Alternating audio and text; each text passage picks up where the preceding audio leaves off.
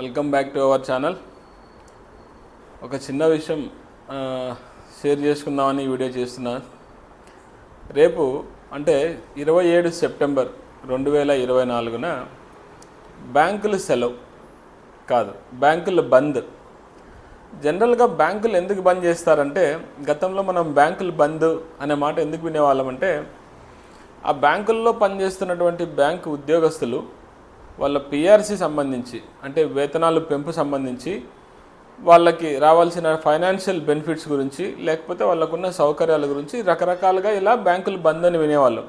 రెండో శనివారం, ఆదివారం, సోమవారం ఏదో బ్యాంకు బంద్ చేస్తున్నారు, మనకు వరుసగా ఈ నెలలో 3 రోజులు సెలవులు వస్తున్నాయి బ్యాంకులకి, లేదా ఫైనాన్షియల్ క్లోజింగ్ అంటే మార్చి ఏప్రిల్ నెలలో క్లోజింగ్, అప్పుడు బ్యాంకులు ఉండవు, ఇలా బ్యాంకులు బంద్ అనేవారిని మనం వినేవాళ్ళం. కానీ రేపు 27/9/2024 ఆగస్టు నాడు all India union bank employee association, all India union banks officers association వాళ్ళు ఎంప్లాయీసే బ్యాంకు ఉద్యోగస్తులే దేశం మొత్తం అంతా బ్యాంకు బంద్ చేస్తున్నారు. కారణం అంటే చాలా బాధ అనిపించింది, అందుకే వీడియో చేద్దాం అనుకుంటున్నా. బ్యాంకుల్లో పనిచేస్తున్నటువంటి ఉద్యోగులు వాళ్ళకున్నటువంటి పని భారం వల్ల, వర్క్ స్ట్రెస్ వల్ల, ఆ ఒత్తిడి తట్టుకోలేక, ఆ పనిని తట్టుకోలేక ఆత్మహత్యలు చేసుకుంటున్నారంట. ఈ ఆత్మహత్యలు ఆపాలి, స్ట్రెస్ తగ్గాలి, వర్క్ తగ్గాలి, ఒత్తిడి ఉండకూడదని చెప్పేసి దేశం మొత్తం అంతా రేపు బ్యాంక్ ఎంప్లాయీస్, బ్యాంక్ ఆఫీసర్స్ మొత్తం అంతా బ్యాంకింగ్ వ్యవస్థ అంతా రేపు బంద్ చేస్తోంది. ఎంత బాధాకరం అసలు. గతంలో మనం ఆత్మహత్యలు అని ఎక్కడ వినేవాళ్ళం? చిన్నపిల్లలు 10th, డిగ్రీ, ఇంటరు, ఆ తర్వాత ఎంబీబీఎస్, బీటెక్, ఇలా రకరకాల టెక్నికల్ క్వాలిఫికేషన్స్లో కానీ, మెడికల్ ఫీల్డ్ కానీ, ఇంజనీరింగ్ ఫీల్డ్ కానీ ఏదన్నా కావాల్సిన గోల్స్ అచీవ్ చేయలేకపోతానో, 10th, ఇంటర్లో, డిగ్రీలో, లేకపోతే ఎంబీఏ, ఎంసీఏ, లేకపోతే యూజీ, పీజీలో మార్కులు వాళ్ళకి కావాల్సిన పర్సంటేజ్లు అచీవ్ చేయకపోతేనో మనస్తాపానికి గురిపోయి 1 మార్క్ తక్కువ వచ్చింది, 2 మార్కులు తక్కువ వచ్చిందని చనిపోయే విద్యార్థులు చాలామంది ఉండేవాళ్ళు. అవి కాలక్రమేణా ఆత్మహత్యలు తగ్గాయి. ఆ తర్వాత మనం ఏం వినేవాళ్ళం? బిజినెస్ ప్రాబ్లమ్స్, బిజినెస్ ఎత్తిపోయి దివాలా తీసి అప్పులు ఎక్కువైపోయి ఆత్మహత్యలు చేసుకోవడం. ఇంకా ఏం వినేవాళ్ళం గతంలో? హెల్త్ ఇష్యూస్ బాగాలేక, కడుపు నొప్పి తట్టుకోలేక, దీర్ఘకాలిక రోగాలు ఉండడం వల్ల ఆత్మహత్యలు చేసుకోవడం విన్నాం. ఇప్పుడు అవి పోయినాయి. ఈ మధ్య మరీ ఎక్కువ ఏమైనాయి?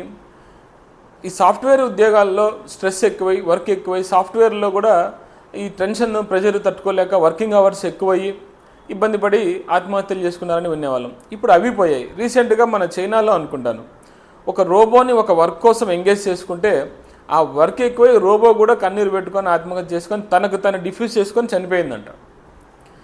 ఇప్పుడు ఏ ఫీల్డ్లో లేదు, రకరకాల ఫీల్డ్స్కి వస్తుంది.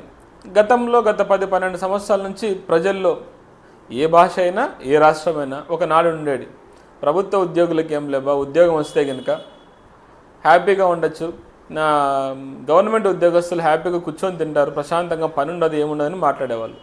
ఇప్పుడు అన్ని ప్రభుత్వ ఆఫీసుల్లోనూ ఇదే పరిస్థితి. వర్క్ టెన్షన్ ఎలా అవుతుంది, రిక్రూట్మెంట్ రావడం లేదు, కొత్త పోస్టులు రావడం లేదు, ఆఫీసర్ల ఒత్తిడి, పని తట్టుకోలేరు. అసలు ఒక థింక్ చేయండి, అన్నీ మనం చేస్తున్న డైలీ ఉన్న పనులన్నీ పక్కన పెట్టి ఒక ప్రశాంతంగా ఈ టాపిక్ పైన థింక్ చేయండి. మనం పని చేస్తున్నటువంటి పని ప్రదేశాల్లో అంటే గవర్నమెంట్ ఉద్యోగస్తులు కావచ్చు, బిజినెస్ కావచ్చు, లేదా ప్రైవేట్ సాఫ్ట్వేర్లు కావచ్చు, ఏదన్నా కానీ మన జీవనోపాధి, మన జీవన భృతి గడుస్తున్నటువంటి దానిపైన ఆధారపడుతూ బతుకుతున్నటువంటి మనము, అంటే మన జీవనానికి ఏం కావాలి? డబ్బు కావాలి, సంపాదన కావాలి. ఏదైతే ఏ మార్గంలో అయితే మనం దీనికి సంపాదించుకుంటున్నామో ఆ సంపాదించే మార్గంలో టెన్షన్ ఎక్కువై, ప్రెజర్ ఎక్కువై ఆత్మహత్యలు చేసుకుంటున్నామంటే ఒకసారి ఆలోచించండి. నిజంగా ఆత్మహత్య అన్నది చాలా ధైర్యంతో ఉండి చేయాల్సిన పని. చాలా ధైర్యం ఉంటే తప్ప ఎవరూ చేయలేరు. ఆత్మహత్య చేసుకోవాలనే ఆలోచన వచ్చి అంత ధైర్యంగా ఆత్మహత్య చేసుకోగలిగిన వాడు ధైర్యంగా బతికితే మాత్రం జీవితంలో దేన్నైనా సాధించగలడు. ఒకసారి ఆలోచన చేస్తే మనం ఇంట్లో మనమే సంపాదించే వాళ్ళమై ఇంత ధైర్యమైన నిర్ణయం తీసుకొని చిన్న వర్క్ టెన్షన్కి నీకు చేత కాలేదా, జాబ్ వదిలేద్దాం, లేదా ఉన్న సమస్యల్లో, ఉన్న వర్క్లో, జాబ్లో మనం చేస్తున్నటువంటి పని ప్రదేశాల్లో వర్క్ తగ్గించుకోవడము, టైమింగ్స్ మేనేజ్మెంట్ చేసుకోవడము, ఇలా టెన్షన్ లేకోకుండా చేసుకుంటే మన పైన ఆధారపడిన వాళ్ళు ఒకసారి మనం హ్యాపీగా అంత గొప్ప ధైర్యమైన డెసిషన్ తీసుకొని ఆత్మహత్య చేసుకొని చనిపోతే మన పైన ఆధారపడినటువంటి తల్లిదండ్రులు, భార్య, పిల్లలు, బంధువులు, చిన్నపిల్లలు ఎలా ఉంటుంది పరిస్థితి? ఒకసారి వాళ్ళు ఎలా బతకగలరు? వాళ్ళకి ఏం సోర్స్ ఉండదు, మనం తప్ప వాళ్ళు ఏమీ ఉండదు అన్నది ఒక యాంగిల్ అయితే, ఇంకొక యాంగిల్ ఏంటంటే అసలు ఎట్లయితుంది సమాజం, ఎక్కడ పోతుంది? ఇప్పుడు ఒక ఉద్యోగస్తుడు ఆత్మహత్య చేసుకొని చనిపోయినాడంటే తన పైన ఉన్న ఆఫీసర్ తను ఎంతగా ప్రెజర్ చేసి ఉంటాడు. అతనికి అఫ్కోర్స్ అతనికి ప్రెజర్స్ ఉండొచ్చు, అతని పైన ఆఫీసర్స్ అతని ప్రెజర్స్ ఉండొచ్చు. సో దీనికి పెద్ద సమస్య కాదనమాట. ఇప్పుడు ఇదే ప్రభుత్వ సంస్థల్లో ఏ రంగమైనా, ఏ ప్రభుత్వ సంస్థ అయినా 100% కష్టపడేవాడు ఉన్నాడు, అస్సలు పని చేసుకోకుండా జీతం తీసుకుండేవాడు ఉన్నాడు. అంటే పని చేయకోకుండా టైంపాస్ చేసుకొని జీతాలు తీసుకోవద్దని చెప్పట్లేదు. అలా తీసుకుంటే తీసుకున్న డబ్బుకు తినడానికి మనకు, మన ఫ్యామిలీకి మంచి జరగదు, అరగదు, అది సాటిస్ఫాక్షన్ ఉండదు. కానీ వర్క్ లైఫ్ బ్యాలెన్స్ చేసుకోవడం చాలా ఇంపార్టెంట్ అన్నది నా ఉద్దేశం. టైం టు టైం ఆఫీస్కి పోవడమా, రావడమా, విత్ ఇన్ టైంలో మన వర్క్ కంప్లీట్ చేసుకోవడమా, కంప్లీట్ చేయకపోతే నిర్దాక్షిణ్యంగా, నిర్భయంగా మనం ఆఫీస్కి కేటాయించిన సమయం ఇది, వర్క్ కేటాయించిన వర్క్ ఎంత, దాని గురించి పై ఆఫీసర్లకు చెప్పడమా, లేదా అందరూ ప్రెజర్ చేసి పై ఆఫీసర్లకి ఈ ప్రాబ్లం చెప్పి కొత్త రిక్రూట్మెంట్ తీసుకోవడమా, లేదా ఉన్న సబ్జెక్ట్ని టీం వర్క్ చేసుకోవడమా, పక్కనున్న వాళ్ళతో, కొలీగ్స్తో వర్క్ షేర్ చేసుకోవడమా, ప్రాబ్లమ్స్ షేర్ చేసుకోవడమా, సమస్యలు షేర్ చేసుకొని ఈ వర్క్ బ్యాలెన్స్ని ఇచ్చేసుకుంటే సరిపోతుంది. అసలు ఇవన్నీ సంబంధం లేదు. ఒకటి గుర్తుపెట్టుకోవాలన్నమాట, ఈరోజు ఒక ఉద్యోగస్తుడు ఆ సంస్థలో అతనికి వర్క్ ప్రెషర్ ఎక్కువైంది, వర్క్ టెన్షన్ ఎక్కువైంది, ఆత్మహత్య చేసుకొని చనిపోయాడు. దాంతో ప్రాబ్లం సొల్యూషన్ క్లియర్ అవుతుందా? అబ్దుల్ కలాం ఒక మాట అన్నాడు, నిన్ను నువ్వు ప్రేమించుకో, నీ ఫ్యామిలీని ప్రేమించు, నీ సమాజాన్ని ప్రేమించు, కానీ నువ్వు పని చేస్తున్న సంస్థను మాత్రం ప్రేమించద్దు. సంస్థ నిన్ను ప్రేమించదు, ఎప్పటికైనా సంస్థను వదిలిపెట్టిపోవాల్సిందే, ఎప్పటికైనా సంస్థ నిన్ను వదిలేస్తుంది అని చెప్పాడు. రీసెంట్గా ఒక సాఫ్ట్వేర్ ఆ అమ్మాయి అనుకుంటాను, 26 ఏజ్ అమ్మాయికి సంథింగ్ 30 lakhs ఏమో పర్ యానం ప్యాకేజ్.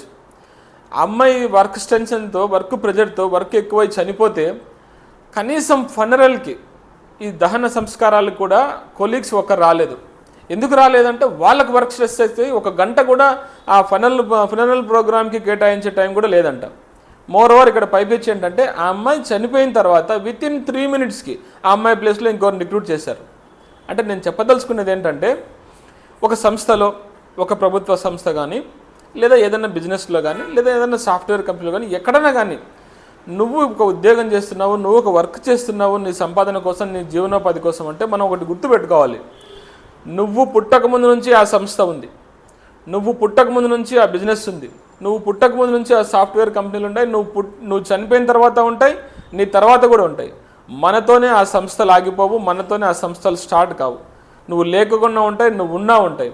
సో నీ వర్క్ని ప్రేమించు, నీకున్న స్ట్రెస్ని, ఫ్యామిలీ సమస్యల్ని, ఇంటి సమస్యల్ని, స్ట్రెస్ని అంతా ఒక దగ్గరికి తెచ్చి అనవసరంగా చిన్న చిన్న విషయాలకి, చిన్న చిన్న స్ట్రెస్కి, అసలు వర్క్ ప్రెజర్తో చనిపోవడం అంటే చాలా బాధాకర విషయం. సో ప్రతి ఒక్కరూ, ఉద్యోగస్తులనే కాదు ఎవరన్నా కానీ, ఈ ఆత్మహత్యలు చేసుకునే ముందు మనం ఏంటి, మన పరిస్థితులు ఏంటి, మన తర్వాత ఏంటి, మనం లేకపోతే మన పరిస్థితులు ఏంటి, ఏమన్నా ఆగుతాయా, ఏమన్నా ఇదవుతాయా, నచ్చలేదు జాబు, ప్రెజర్ ఉంది, వదిలేసి ఇంకోటి చేసుకో, ఇంకో బిజినెస్ చేసుకో, అది నచ్చలేదు ఇంకొకటి లేదు, ఎక్కడ తిరిగేకి లేదు, ఎక్కడ కాంపిటీషన్, ఇది తప్ప వేరే పరిస్థితి లేదు, చెయ్యి.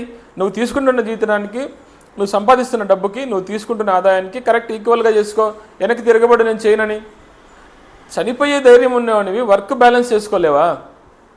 ఒకసారి క్షణికావేశాలతో, మానసిక బాధలు, అవన్నీ ఆఫీస్లో ఉన్న టెన్షన్లు ఇంట్లో రిఫ్లెక్ట్ అవుతాయి. తల్లిదండ్రులతో, భార్యాభర్తలతో సంతోషంగా ఉండలేరు. ఆ బాధలు, ఆ టెన్షన్లు ఇంట్లో వాళ్ళతో రిఫ్లెక్ట్ అవుతాయి, వాళ్ళతో గొడవలు పడతారు, వాళ్ళు ప్రశాంతంగా ఉండలేరు. ఇవన్నీ కలిసి ఇదవుతాయి అనమాట. అందుకే జనరల్గా ఒక లైఫ్ స్టైల్ అనమాట. ఒక 24 hours ఆఫీస్కి ఎంత టైం ఇస్తాము, ఫ్యామిలీకి ఎంత టైం ఇస్తాము, రిఫ్రెష్మెంట్కి ఎంత టైం ఇస్తాము, హెల్త్కి ఎంత టైం ఇస్తాము, ఏది ఎంత ఇంపార్టెన్స్గా తీసుకోవాలి, ఏది లైట్ తీసుకోవాలి, ఏది మైండ్కి తీసుకోవాలి, ఏది హార్ట్కి తీసుకోవాలన్నది కొంచెం థింక్ చేసి ప్రశాంతంగా ఉండి, ఆరోగ్యంగా ఉండి, దేవుడిచ్చిన ఈ జీవితాన్ని సంపూర్ణంగా ముందుకు తీసుకెళ్తే బాగుంటుందనే ఉద్దేశం. ఈ చిన్న రేపు జరుగుతున్న బంద్కి కారణం ఇదా అన్న తెలిస్తే కొంచెం బాధ అనిపించి నాకు తెలిసిన విషయాన్ని మీతో షేర్ చేసుకుందాం అనుకుంటున్నాను. Thank you. Me Amarnath Reddy.